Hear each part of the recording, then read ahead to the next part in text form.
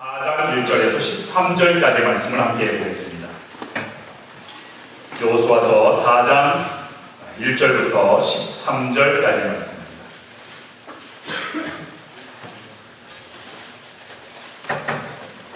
여호수아서 4장 1절부터 13절까지의 말씀을 제가 한 절, 여러분이 한 절 함께 교독하겠습니다. 제가 먼저 읽습니다. 그 모든 백성이 요단을 건너가기를 마침에 여호와께서 여호수아에게 말씀하여 이르시되 그들에게 명령하여 이르기를 요단 가운데 제사장들의 발이 굳게 선 그곳에서 돌 12를 택하여 그것을 가져다가 오늘 밤 너희가 유숙할 그곳에 두게 하라 하시니라.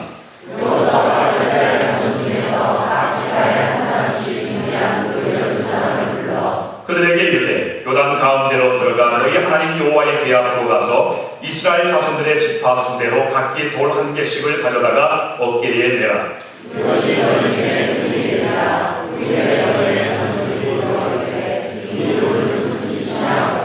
그들에게 이르기를 요단 물이 여호와의 언약궤 앞에서 끊어졌나니 곧 언약궤가 요단을 건널 때에 요단 물이 끊어졌으므로 이 돌들이 이스라엘 자손에게 영원히 기념이 되리라 하라 하니라. 이스라엘 자손들이 여호수아가 명령한 대로 행하되 여호와께서 여호수아에게 이르신 대로 이스라엘 자손들의 지파의 따라 요단 가운데서 돌들을 건너가여 자기들이 이스라엘 곳으로 가져다가 거기에 두었더라. 여호수아가 또 요단 가운데 곧 언약궤를 맨 제사장들의 발이 선 곳에 돌 12를 세웠더니 오늘까지 거기에 있더라.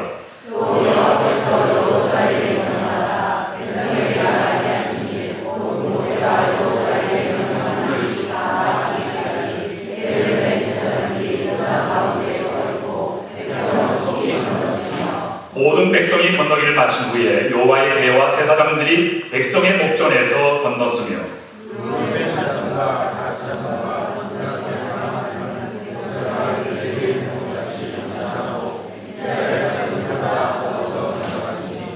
절 다 함께 읽습니다. 무장한 4만 가량이 여호와 앞에서 건너가 싸우려고 여리고 경제에 이르리라.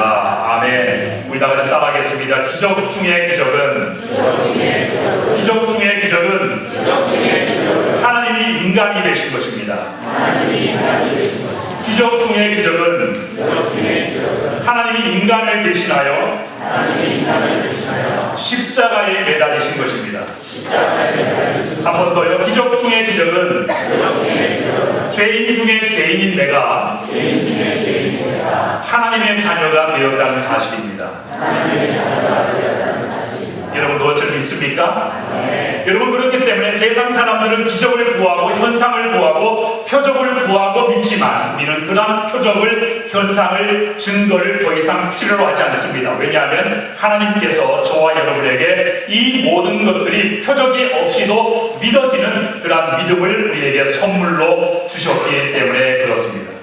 지난 주일에 이스라엘 백성들이 범람하는 요단강을 건너가는 이 기적 사건을 여러분에게 설명을 드리면서 이 사건에서 하나님이 보여주신 이 기적 중의 기적은 이스라엘 백성들이 요단 강물을 마른 땅같이 건너갔다라고 하는 것이 아니라 그것보다 더 중요한 큰 기적은 그것은 바로 온 땅의 주가 되시는 하나님께서 직접 요단 강물 속으로 들어가셨다라고 하는 사실입니다.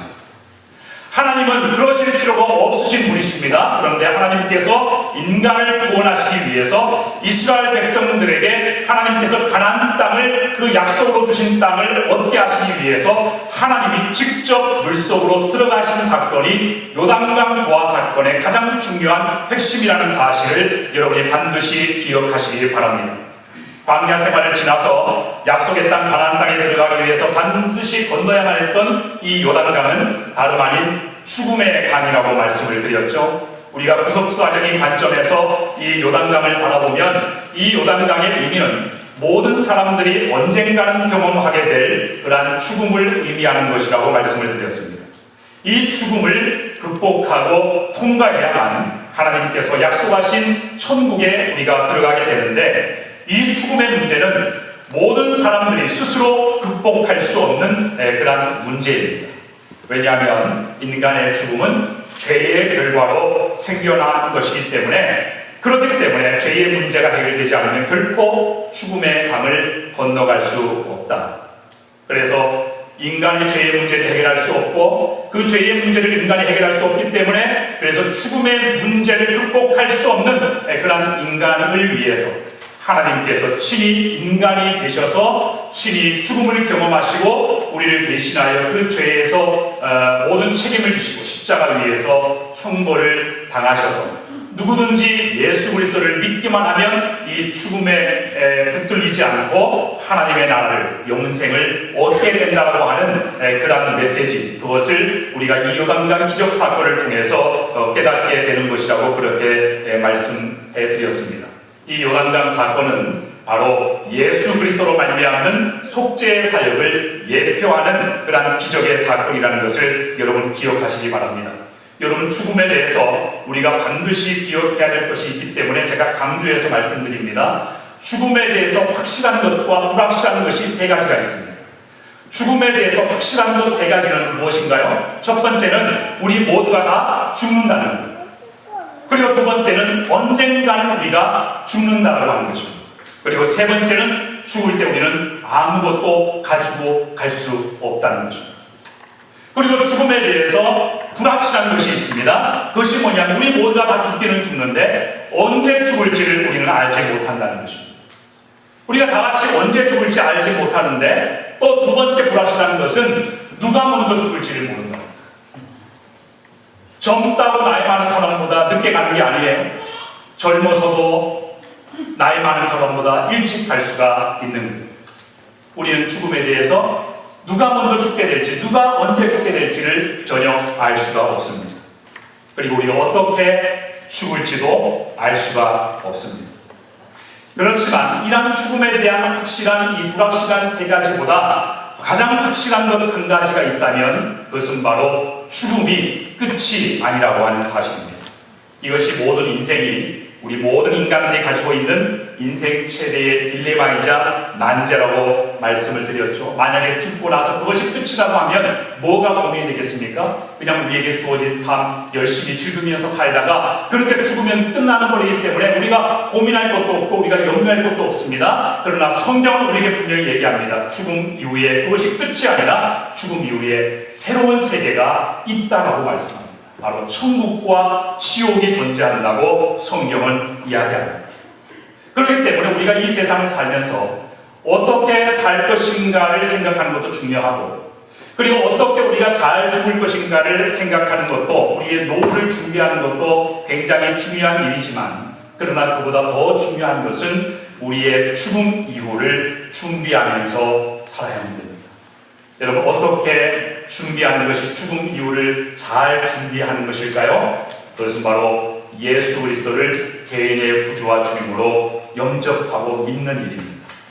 만일 여러분이 이미 예수 그리스도를 믿고 이 믿음을 가진 사람들이라면 이 세상을 사는 동안에 그 믿음을 잘 관리하시기 바랍니다. 그리고 여러분이 가진 그 믿음이 진짜 믿음이라는 것을 죽음의 강을 건너서 하나님의 나라에 입성할 만한 그런 자격을 갖춘 진짜 믿음이라는 것을 확신할 수가 있어야 합니다. 하지만 만일 여러분 가운데 내가 이 믿음을 가졌는지 아니면 못 가졌는지 그것에 대해서 모르겠다, 아니면 아예 이 믿음을 가지지 못한 분들이라면 그 믿음을 얻기 위해서 생사를 걸고 주님 앞에 나아가야 합니다. 그래서 제가 결심한 게 있어요. 우리 성도님들 가운데에도 제가 항상 기도하고 이렇게 묵상하면서 하나님께 주시는 마음의 부담이 있어요. 우리가 이 지역사회를 다니면서 그리스도의 복음을 증거하고 죽음이 끝이 아니라 죽음 이후에 천국과 지옥이 있는데 오직 예수 그리스도를 믿는 그 길만이 우리가 천국에 가고 지옥에 가지 않는 유일한 길이라는 것을 우리가 사람들에게 알려주어서 그 많은 사람들을 우리가 구원해야 될 그런 사명과 비전을 가진 자들이지만 제가 또 한 가지 가지고 있는 부담이 있습니다. 그것이 뭐냐면 우리 공동체 안에, 우리 교회 안에 아직 진정으로 예수를 믿지 못한 자들이 있을까 하는 것이 목회자로서 마음속에 가지고 있는 부담입니다. 그래서 제가 결심을 했습니다. 어떤 결심을 했냐면 앞으로 한 달에 한 번씩 복음에 대해서 설명을 하고 복음에 대해서 가르치는 복음 강좌를 개설해야 되겠다. 그래서 여러분, 만약 여러분이 예수님을 나는 믿은 것 같은데 그것이 확실하지가 않다. 내가 언제 분명히 예수님을 믿은 것 같은데 그것이 분명하지가 않다. 내가 예수를 믿고 이 땅을 살아가는 것은 별 문제가 없는데 죽음 이후에 천국과 지옥에 대해서 생각할 때 내가 과연 천국에 갈 수 있을까? 올밤 내가 잠들어서 그렇게 잠들다가 죽으면 눈을 떴을 때 내가 천국 앞에 설 수 있다는 그런 확신이 있는가? 만약 여러분 가운데 그러한 고민이 아직까지 있고 그것이 아직 해결되지 못한 채로 신앙생활하고 계신 분들이 계시다면 이 복음 강좌를 반드시 여러분 들으시기 바랍니다. 그것을 확실하게 우리가 하고 이 땅에서 믿음의 삶을 살아야만 돼요. 그래서 저는 여러분 모두가 영생에 대한 확신, 또 부활에 대한 그런 믿음, 또 천국에 대한 그런 확신과 소망을 가지고 이 세상을 힘있게 살아가시는 여러분 모두가 되시기를 주님의 이름으로 축원합니다. 저는 여러분 모두가 다 천국 가기를 바랍니다. 아멘. 우리 옆에 계신 분들 이렇게 한번 인사해 보세요. 우리 천국에서 눈 뜹시다.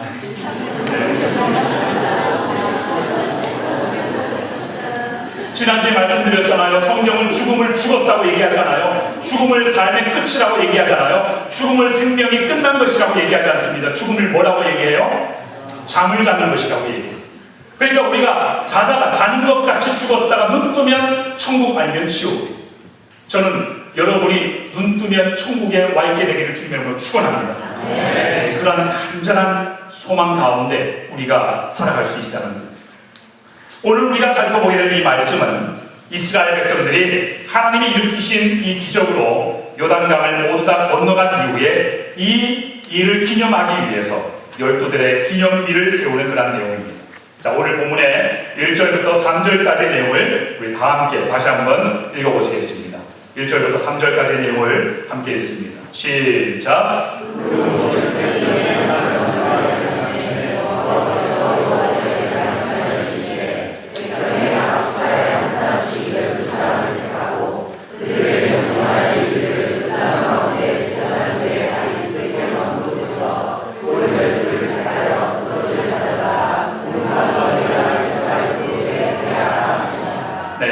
이스라엘 백성들이 요단강을 건넜습니다. 하나님의 놀라운 기적의 역사로 요단강을 다 건너왔어요. 근데 이 요단강을 건너가자마자 오늘 우리가 읽은 1절에서 3절까지의 내용을 보니까 거기에 하나님께서 요단강을 건너자마자 이스라엘 백성들에게 명령을 합니다.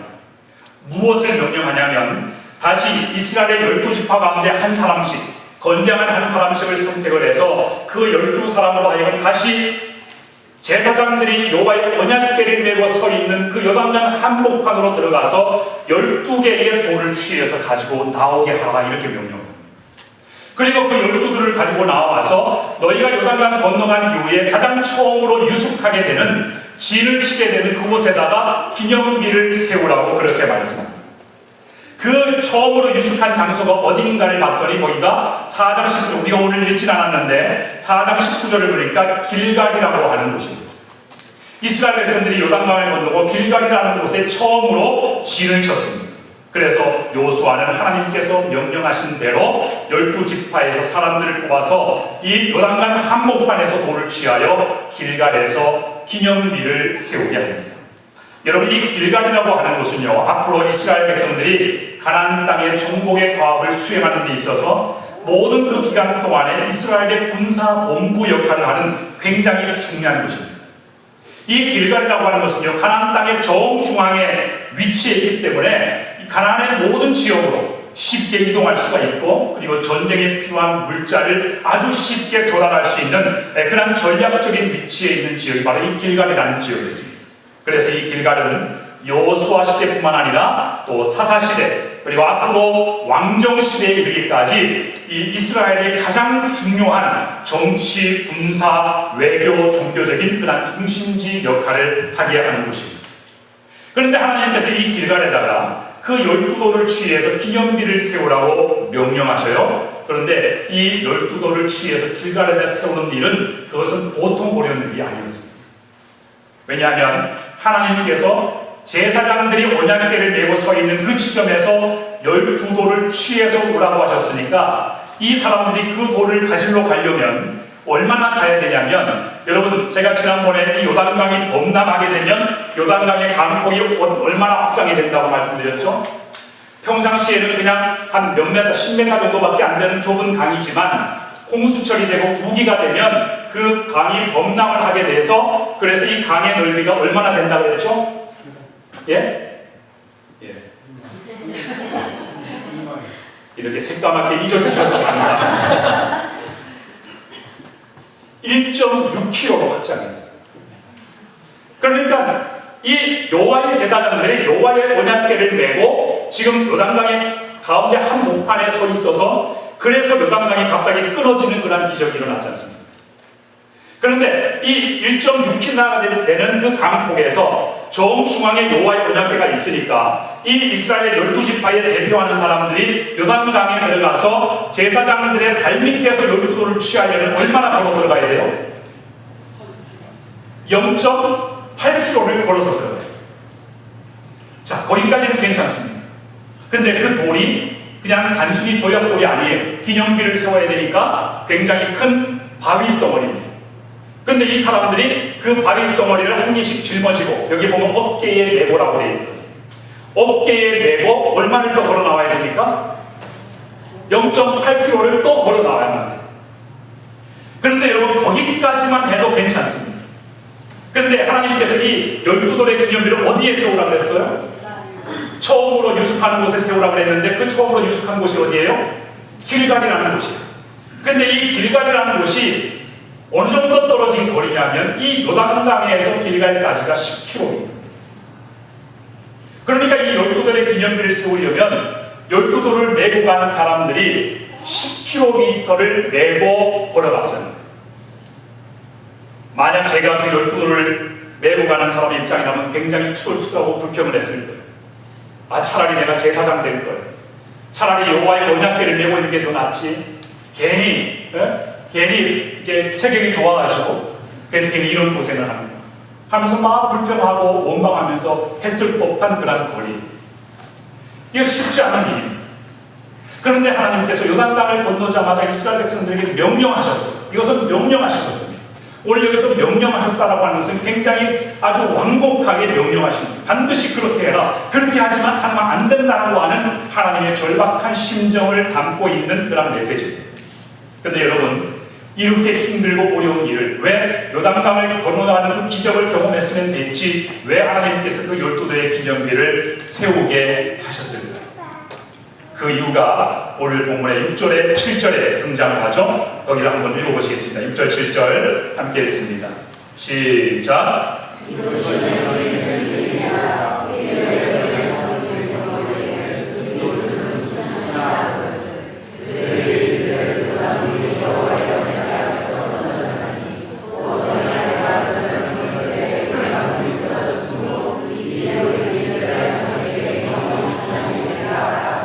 예, 거기를 보니까 그 12돌의 기념비를 하나님이 세우게 하신 목적이 무엇이냐면, 하나님께서 이같이 요단강을 건너가게 하신 놀라운 역사를 이스라엘 백성들을 위해서 행하셨다는 사실을 누구에게 가르치게 하기 위해서요? 네, 이스라엘의 다음 세대들에게 그것을 전수하게 하기 위해서 그 기념비를 세우라고 명령을 하셨습니다. 그리고 오늘 다 읽지는 않았지만 4장 24절의 말씀을 보게 되면 거기에 또 이렇게 말씀하십니다. 이는 땅의 모든 백성에게 여호와의 손이 강하신 것을 알게 하며 너희가 너희의 하나님 여호와를 항상 경외하게 하려 하시니라. 하나님께서 이 12돌의 기념비를 세우게 하신 그 목적을 이 두 구절을 요약해서 말씀을 드리면 이것입니다. 그것은 바로 여호와 하나님께서 너희와 함께 계셔서 이와 같이 요단강을 마른 땅으로 건너가는 그런 기적 사건을 행하신 것 같이 앞으로도 내가 너희와 함께 할 것이며, 앞으로도 내가 너희들을 돌볼 것이며, 앞으로도 너희들을 위해서 내가 역사할 것이라는 사실을 너희들이 기억함으로 영원히 나를 경외하게 하기 위해서 하나님께서 이 12돌의 기념비를 세우라고 말씀을 하셨다는 것입니다. 여러분, 이 첫 번째, 이 길갈에 세워진 12돌의 기념비는요, 그것은 하나님이 명령하셔서 세워진 기념이라는 것을 여러분 유념하시기 바랍니다. 여기에 하나님의 이스라엘 백성들을 향한 그런 하나님의 그런 책임과 이 하나님의 돌보시는 그 사랑과 그 은혜의 그 감정이 여기에 담겨져 있습니다. 이거는 절대로 내가 이것을 했다는 것을 너희가 꼭 기억해라, 내가 이렇게 너에게 은혜가 베풀었다는 것을 너희가 잊지 말고 늘 언제나 나를 경외하고 그러니까 나한테 잘해라, 너희가 나한테 제사도 잘 드리고 내가 너희에게 준 율법에 무조건 복종해라, 내가 너희에게 이렇게 했으니까 너희도 나에게 이렇게 해야 되지 않느냐. 하나님께서 자기가 행하신 그 역사에 대해서, 기적에 대해서 공치사를 하시기 위해서 그 기념비를 세우라고 하시는 것이 아니고요, 이것은 이스라엘 백성들을 위해서 하나님이 세우게 하십니다. 이스라엘 백성들이 요단강을 건너갔지만 앞으로 그들이 만나게 될지도 모르는 수많은 난관, 그러한 장애물, 그러한 어려움들, 비록 하나님의 약속의 땅으로 들어갔지만 그 땅에는 이방 나라들이 여전히 거주하고 있었기 때문에 그 이방 나라들 때문에 당하게 될 그러한 차별, 그러한 어려움, 그러한 억울한 여러 가지 많은 환난과 고난이 그곳에 기다리고 있을 것이기 때문에 하나님께서 이스라엘 백성들을 염려하고 이스라엘 백성들을 사랑하셔서 신신당부하시는 의미로 이 기념비를 세우게 하신 거예요. 잊지 마라, 너희가 반드시 어려움을 만나게 될 거야. 요단강을 건너는 것 같은 이러한 비슷한 장애물을 너희가 만나게 될 것이다. 너희가 가나안 땅에 들어가면 모든 일이 다 잘 풀릴 거라고 생각하지 마라. 너희들을 가만히 내버려 두지 않는 원수들이 너희들을 공격하게 될 것이다. 너희가 어려움을 겪게 될 거야. 그러나 나는 너희가 어려움을 당하고 좌절하고 낙심하는 것을 원치 않는다. 그래서 나는 이 기념비를 세워서 너희가 어디에서든 이 기념비를 보고 내가 너희들을 요단강을 건너가게 하신 하나님이라는 것을 너희들이 기억해 주기를 바라고, 그것을 기억하고 낙심하지 말고 너희들이 용기를 가지고 살아가기를 바랍니다. 이스라엘 백성들을 향한 이와 같은 하나님의 마음을 담고 있는 의미가 바로 이 길갈에 세워진 12돌의 기념비의 의미인 것입니다. 여러분, 우리가 인생을 살다 보면 문제를 만나죠. 또 살면서 지치고 낙심이 되죠. 또 우리가 여러 가지 그런 삶의 곤고함을 경험하기도 하고, 어떤 때는 위험을 만나기도 하고, 또 위험한 강을 만나기도 하고, 도둑을 만나기도 하고, 원수를 만나기도 하고, 우리의 인생에 정말로 예기치 못한 그런 어려움 속에 우리가 낙심하고 주저앉게 하는 그런 일들이 우리 가운데 모습합니다. 그런데 여러분, 그것을 아십니까? 오늘 이스라엘 백성들을 위하여서 하나님께서 그 백성들이 가나안 땅에서도 유랑하지 않도록 하나님의 백성으로 당당하게 살아가게 하기 위해서 그 길갈에 12돌의 기념비를 세워서 하나님을 바라보고 용기를 내도록 하여 주신 것처럼 저와 여러분 안에도 하나님께서 세워주신 12돌의 기념비가 있습니다. 하나님께서 그 12돌의 기념비를 통해서 여러분도 낙심하지 말라고, 천국에 이를 때까지 여러분도 절망하지 말라고, 힘을 잃지 말라고, 용기를 잃지 말라고 하나님이 저와 여러분 안에 심어주신 기념비가 있어요. 여러분, 그 기념비가 무엇일까요? 그것은 바로 하나님이 여러분 안에 심어주신 바로 믿음입니다. 그 믿음을 여러분에게 주셨습니다. 여러분, 제가 여러 번 말씀드리고 강조드리지만 이 믿음은 아무에게나 주어지는 믿음이 아닙니다. 이 믿음은 인류 타락 이후부터 예수 그리스도께서 이 땅에 오시기까지 하나님께서 이루신 모든 역사를, 그것을 믿는 그런 믿음을 하나님이 우리에게 주십니다. 직접 눈으로 보지 않고는, 직접 손으로 만지지 않고서는 도저히 믿을 수 없는 그런 하나님의 모든 구속의 역사를 마치 눈으로 보는 것처럼 단 한순간에 믿어지게 만드는 그 믿음을 하나님께서 여러분에게 공짜로 선물을 해 주셨습니다. 그래서 여러분, 우리는 우리 안에 심어주신 그 12돌의 기념비, 이 믿음을 언제나 사용할 수가 있어야 합니다. 여러분, 신앙생활을 잘한다는 것은요, 하나님께서 우리 안에 이미 심어놓아 주신 그 믿음을 우리의 삶의 현장에, 생활의 현장에 우리가 적용하고 그것을 시험하며 사는 것을 잘하는 것이, 그것이 믿음 생활을 잘하는 것입니다. 여러분, 예전에 제가 아마 초창기에 여기 왔을 때 처음 설교를 하면서 베드로 이야기를 말씀드렸을 거예요. 베드로와 제자들이 풍랑이 이는 그런 바다 위를 걸어오시는 예수님을 보고 나머지 다른 제자들이 그 예수님의 모습에 대해서 어떻게 반응을 했습니까? 물 위로 걸어오시는 그 예수님을 보고 다른 제자들은 그 예수님이 유령이라고 생각했습니다. 유대인들에게 붙들려서 죽임을 당하고 그 예수님의 영이 우리에게 오는 것이구나 라고 생각을 했습니다. 그래서 다른 제자들이 무서워서 또 두려워하기 시작했어요. 그런데 그 다른 제자들과 달리 이 베드로의 반응은 달랐습니다. 여러분, 베드로가 무리로 걸어오시는 그 예수님에게 뭐라고 말했는지 여러분 기억하십니까? 베드로가 이렇게 얘기합니다. 만일 주시거든 나를 명하사 이 무리를 걸으라고 말씀하시옵소서. 자, 여기서 이 베드로의 믿음이 무엇인가를, 그 진가가 무엇인가를 보여주는 중요한 단어가 뭐냐면 만일 주시거든이라고 하는 거예요. 여러분, 이 만일 주시거든이라고 하는 이 말이 담고 있는 그 의미가 무엇이냐면 이것입니다. 지금 무리로 걸어오고 계시는 그 예수님이 정말 내가 알고 있는 그 예수님이 맞는지는 확신이 없지만, 그러나 내가 당신에게 묻겠습니다. 그 무리를 걸으시는 당신이 정말 내가 알고 있고 내가 믿고 있고 내가 정말 신뢰하는 그 예수님이 맞다면, 내가 믿고 있는 그 예수님이 맞다면 당신이 나를 명해서 무리를 걸으라고 하실 때 당신이 맞다면 나는 물에 빠지지 않고 끝까지 당신에게로 걸어갈 수 있을 줄로 나는 믿습니다. 그래서 예수님이 오라고 하실 때 베드로가 어떻게 했습니까? 그 풍랑이 있는 바다 위에 자기의 발을 내딛기 시작합니다. 여러분, 믿음이라고 하는 것은 바로 이런 거예요. 믿음이라고 하는 것은 우리 마음속에 간직하고만 있으면, 우리가 그 믿음의 감정만 잃어버리지 않고 있으면 모든 일이 저절로 다 잘 될 것이라고 생각하는 그것이 믿음이 아니라, 믿음은 그것은 우리의 삶의 현장에 적극적으로 사용하라고 주신 믿음입니다. 그래서 여러분의 인생에 어떤 어려움을 만나면 여러분은 이러한 습관을 여러분이 훈련하시기 바랍니다. 여러분의 믿음을 적용하십시오. 여러분의 믿음을 사용하시기 바랍니다. 하나님께서 여러분을 구원하시기까지 십자가 위에서 예수 그리스도를 통해서 행하신 그 모든 구속의 역사를 믿는, 그것이 믿어지는 그 믿음을 가지고 나를 위해서 그렇게 죽기까지 희생하시고 나를 죽음에서 건져내어 주신 그 하나님이 바로 이 순간에도 나와 함께 하실 것이다. 이 순간에도 하나님이 나를 도와주실 수 있을 것이다. 이 순간에도 하나님께서 내 인생 책임져 주실 것이다. 그러한 믿음을 적극적으로 사용하여서 그러한 어려운 삶의 자리에서 일어나시는 여러분 되시기 바랍니다.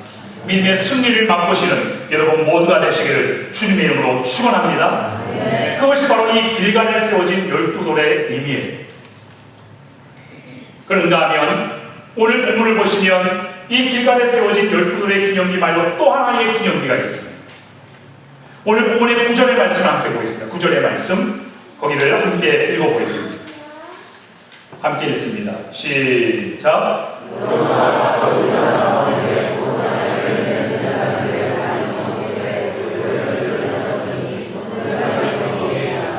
자, 여기에 보면 길갈에 12돌의 기념비를 세운 것, 그것이 있고, 여기 9절을 보면 여호수아가 12돌의 기념비를 또 세우죠. 이 12돌의 기념비는 어디에 여호수아가 세운 것입니까? 네, 언약궤를 메고 있는 제사장들의 바로 발 아래에, 그러니까 요단강 한복판에 여호수아가 들어가서 12돌의 기념비를 세웁니다. 자, 이 두 기념비의 차이가 있습니다. 아까 말씀드렸던 길갈에 세운 12돌의 기념비는 하나님이 명령하셔서 세운 기념비, 또 하나님께서 자기의 업적을 공치사하기 위한 것이 아니라 이스라엘 백성들을 위해서 하나님께서 세우라고 명령하신 기념비였다면, 지금 이 9절에 나타나는 요단강 한복판에 세워진 이 기념비는, 이것은 하나님이 명령하시지 않은 기념비입니다. 하나님께서 명령하시지 않았는데 여호수아가 자발적으로 요단강으로 들어가서 제사장들이 서 있는 그 발 아래에다가 12돌의 기념비를 세운 것입니다. 여러분 한번 생각해 보시기 바랍니다. 여호수아가 왜 하나님이 시키시지 않는 그 12돌의 기념비를 요단강 한복판에 세웠을까? 이 여호수아가 어떤 마음이 들어서 이 12돌의 기념비를, 시키지도 않은 12돌의 기념비를 요단강 한복판에 세웠습니까? 여호수아는 이 기념비를 하나님을 위해서 세운 것입니다. 첫 번째 기념비가 이스라엘 백성들을 위해서 하나님이 명령하여 세우신 것이라면, 이 여호수아가 세운 기념비는 바로 하나님을 위해서 요수아가 자원하여 세운 기념비예요.